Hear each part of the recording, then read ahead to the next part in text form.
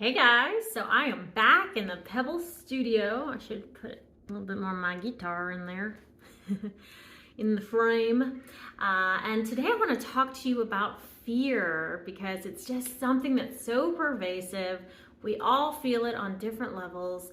And so this is just going to be a real quick tip, reminder, all about fear. And for those of you that haven't heard, fear is sometimes referred to as an acronym as false evidence appearing real. F-E-A-R, fear. I wish I had a little whiteboard so I could write it out for you. Maybe I will get one eventually. I've kind of been thinking about that. So false evidence appearing real is something you're afraid of, but there's really not usually tangible evidence in your reality. I mean, sometimes there might be something like if there's a shark in the water, obviously you're afraid, and that makes logical sense. But for the most part, for most of us, we're moving through the world, making decisions from fear, reacting from fear. It's just all fear-based because we've evolved from these cavemen and women that had to go out and survive in the wild and protect themselves from tigers and just these really intense situations, and our brains haven't really adapted to like, hey, you're in the modern world, you're safer than you used to be. So there's a lot of anxiety sometimes because of that. So I just wanted to send a friendly reminder to everybody because I noticed I've been doing that a lot lately myself. I've been doing things out of fear and make decisions from fear, and that's really not where you want to make a decision. And actually, speaking of decisions, I watched this video recently and the lady gave really good advice, and so I want to kind of give it my own spin and share it with you. She basically said when you're making a decision, a good way to make it is from a place of abundance and wholeness. So you have to imagine what is your best self, that version of yourself that has an abundance of resources, finances, time, energy, confidence, and whatever you want to be in the future, your ultimate, your highest self, and think, would I make that same decision from that place if I was that person in that part of my life? And if not, then you're making it from really a lack mindset and a place of fear ultimately, because you're grasping for something that you don't have. And so she said to make sure whatever that thing is that you're grasping for, that you're needing, that you're wanting, that you give it to yourself. I thought that was a beautiful thing. So that's just a little tidbit on how to make a decision not from fear. And yeah, I just think it's so important to move through the world conscious when you're responding to people, for example. Is this coming from fear? Or is this coming from a place of love? Because I really think it comes down to those two, right?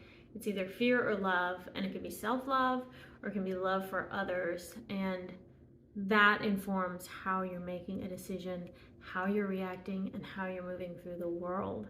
So this is just quick. Like I said, I just wanted to do just a real quick hit for you. I didn't want to drone on about fear because we all know what it is. We all know how it feels. This is just more of a friendly reminder. I don't know who this is for myself too, honestly, but a friendly reminder to not be gripped by the fear and to let it inform how you show up in the world. I'm trying to think of an example, but I'm not thinking of a really great one at the moment. Yeah, I think sometimes if we just come from a place where we can be a confident, mature, loving version of ourselves, then we can be that, show up in the world in that way and give people grace and compassion, mercy. And I think that's going to help as we try to heal one by one, little by little, like little popcorn. I think the world is waking up in consciousness and in healing, and I think a part of that is learning to love ourselves and learning to love each other and learning to let the fear have a back seat. Which reminds me of one other point. Sometimes you want to do something, you have a goal, a dream. Let's say, for example, you want to perform on stage, but you're deathly afraid, or you have to give a speech in public, but you're so afraid. you're going to feel the fear, but do it anyway. So what I tell my life coaching clients when they're afraid to do something, like they have this dream they want to pursue and they have imposter syndrome, I say, well, I want you to do the thing anyway, and I want you to take fear and imagine it's either sitting in the back seat of the car or your inner world is a house, and I want you to have them kind of sit in a chair in the corner and acknowledge the fear and say, I know you're going to be here. I know you're not going anywhere, but I'm going to do this thing anyway, so I need you to take a back seat, and I got this. So I think that's another helpful tip. If you've got something you got to do, and there's a woodpecker outside my window, by the way, really cool bird, really cool sign. It's like, make a way, create your own opportunities. Don't be afraid.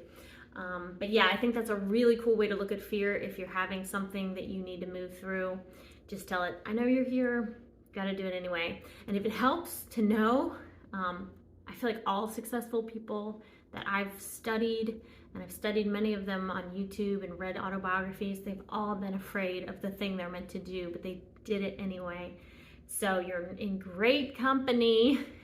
If you want, I would recommend reading an autobiography of somebody in your field, and kind of getting in their brain and finding out the struggles they had to go through to get to their place of success. And you'll be surprised, I think, just how much work people put in and how much time and how much fear has been overcome. So be the woodpecker, create your own opportunities. Don't be afraid. Go out there and slay. I love you all so much, and I'm so proud of you. Go out and be fearless, my loved ones, and I'll see you next time.